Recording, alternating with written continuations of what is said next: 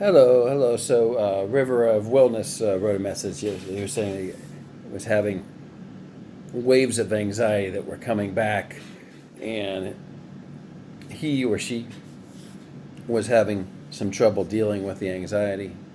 I can only give you my personal perspective on what I think about anxiety. I'm not a doctor or a psychiatrist, but I've studied these things a bit. And to me, anxiety is a habitual way of thinking, a habitual pattern that we get into.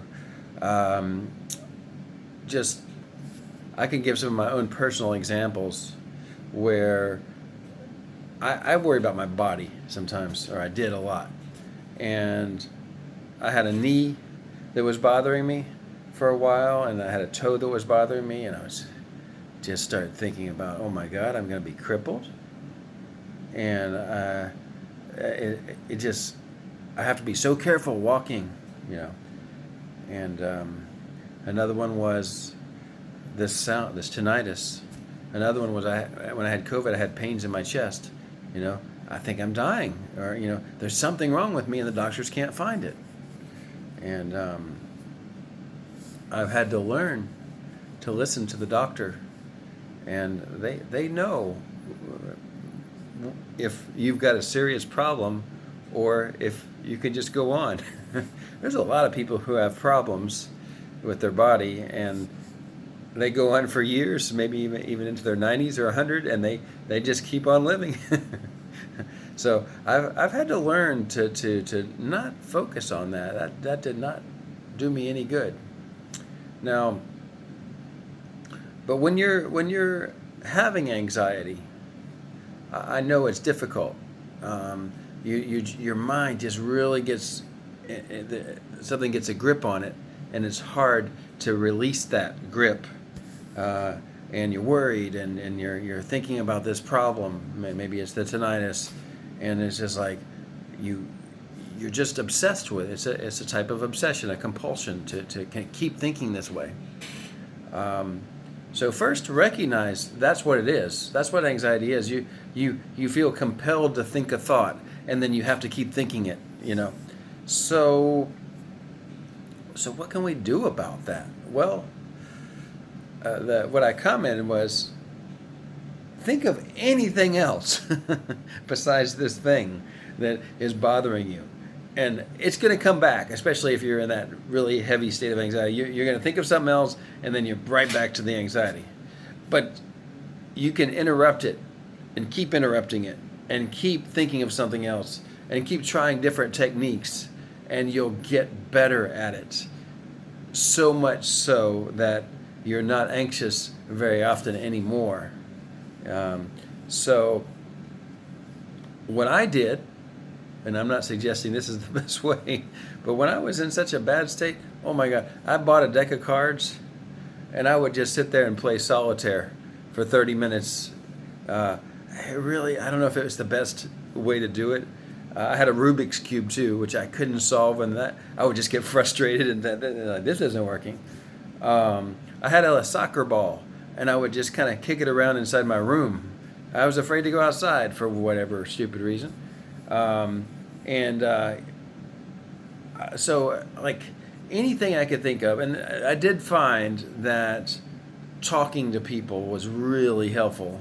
So I would go, like, I would go outside and look for neighbors and say, "Hey, can I talk to you?"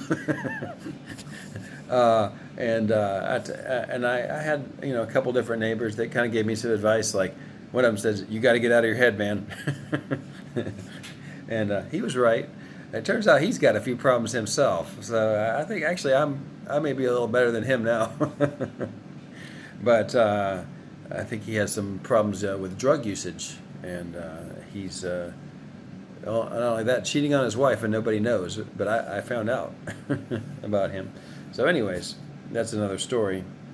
But you see how my mind wandered into some different things there? Uh, I started thinking about one thing, and then it led to another thing. And see, that's a little bit more normal pattern of thinking. But when we have the anxiety, we get locked into this one thought, and we have to think that thought, right? So, another thing I do, you could try it. Choose your language, but I think I can do it here. I write Chinese, and I do that for practice. But just the idea, I draw. I'll show you my wall here. When I was really bad off, these are some of the pictures I drew. I was not an artist before I had COVID and tinnitus, but I just started drawing. And sometimes I would get like a picture that I found on the internet. You saw some Looney Tunes cartoons, and also some pretty girls, right? And I would get a picture, and I would just copy it. And I got some colored pencils, and I would just sit there, let me look at the computer, or stand there oftentimes, and I would try to copy what I saw. And I got better at drawing, as you can see, pretty cool. And, just sitting there drawing was something where I was focusing my attention on the drawing. So it helped me to get my mind off that thing, because I needed to finish the picture.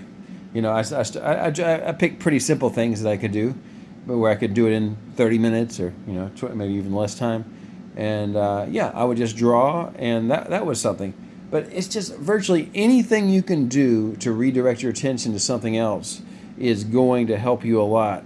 And you might, I would draw every night before bed. So you could schedule some of these things. You're going to draw every day at this time. And if there's a time during the day that you tend to get more anxious, you're going to schedule some activity that you're going to do to replace that. Maybe you're going to have some practice sentences for a language. Maybe you learn something simple like Spanish and use the translation app. And how do you say in Chinese? ¿Cómo se dice this word? Oh, in Spanish, en español. And then you'll get about 10 practice sentences. You're going to practice them over and over again until you can remember how to say that in Spanish or whatever the language is of your choice. But you see how that's putting your mind into something that you've got to do. You got to get it done. You got to draw this picture. You got to learn these sentences in a language. Maybe you want to remember how to sing a song, and you're going to go through it line by line and sing each, maybe a little group of a stanza in the lyrics, and then the next one until you can remember how to sing that song. It could be anything. You see what I mean? But you got to break into that thinking that's gripping you, and think about something else, anything else. That's not harmful to you. And it will work in time, but you're going to have to commit to that. Yeah. So that's my thoughts about breaking out of the cycle of anxiety. We'll call that this video.